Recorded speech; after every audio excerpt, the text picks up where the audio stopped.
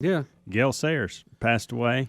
Joe know he's a Kansas Comet back in Kansas college, Comet. the youngest NFL player to make the Hall of Fame at 34. 34. Wow. Yeah, but Passed away. his career was ended early. It was with that knee 6-year injury. career. He passed away today at the age of 77. Greg, You know, the sad thing about him and a lot of these other players that had these I wasn't sure he wasn't already dead. these career-ending knee injuries. Now, in the Dr. Andrews world, that knee could have been fixed. Oh, yeah. He could have gone back and played. Imagine what he would have done if he'd had a long career. Oh, unbelievable! And Brian's Song, the movie, came on at least once a year. It'd be the movie of the week on TV. And One it of the would saddest just kill you. I mean, it movies. was just terrible. Rick, I put it right up there with Old Yellow as a kid.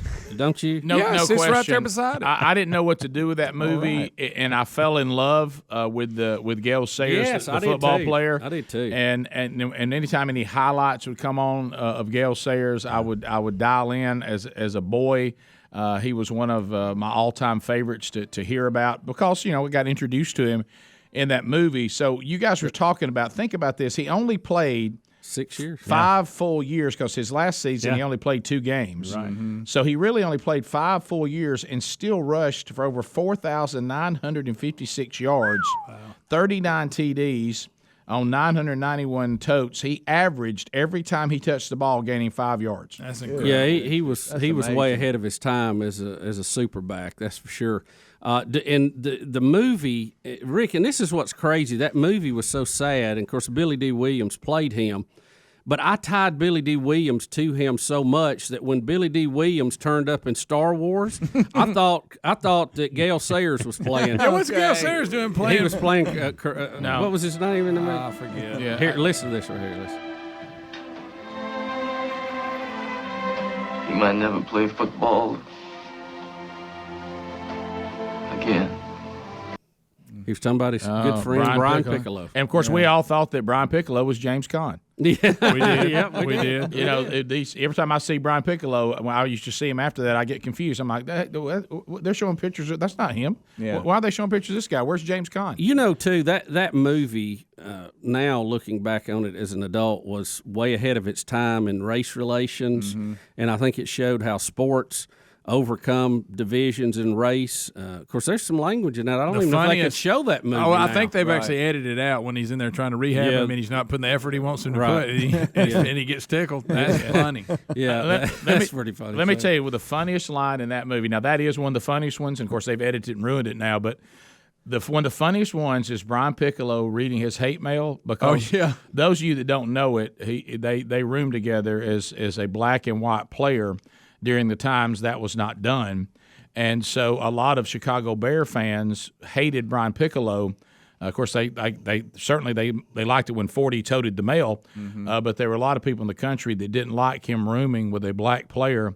So he's reading his hate mail to Gale Sayers, and he reads one that is just brutal. I mean, I can't even say the words that were used in it. It was just riddled with every kind of racial slur. And Gale Sayers says, "Was that all of it?" He said, "Well, except for the usual, love mom." Yeah. That's funny. So yeah, he was a dominant player. Even when you only play 5 full years and 2 games of a 6-year, and you make every single all-world team that's ever been created for the NFL. I mean, he's on the 60s All-Decade team, the 50th anniversary all-time team, the 75th anniversary all-time team, and the 100th anniversary all-time team. Do you realize that you only played 5 full seasons, and every time they put together a decade team, you're on it? Yeah. Yeah, and the fact that he played for a historic franchise and a historic coach, he played for Papa Bear. Yeah. That even made it more iconic what was going on at that time in football. Yeah, and he just had a sweet running style. I love, like I say, any special that NFL Films does on Gale Sayers. He just had this unique way of moving that made him quite difficult to bring down and to even get a solid lick on. He was just so much. He was dominant. Really, not just there's very few players in NFL history, college history, whatever, that you say they're timeless. If Gale Sayers played for a modern team with all the athletes, could he still hang? And he's one of those you say yes.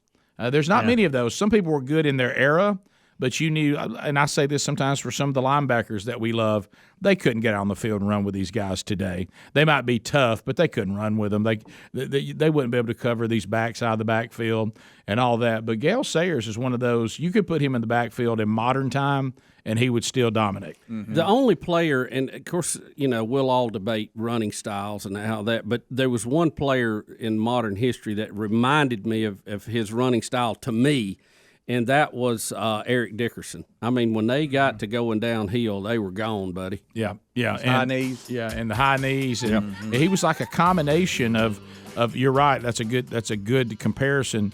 He had a Dickerson to him, but then he sprinkled in had a little Barry Sanders, a little bit of Barry Sanders. Yeah. That's exactly what I was going to say. Yeah, he could cut on a dime. Yeah. Right, and a little bit of Walter Payton in there. He had it all. Yeah.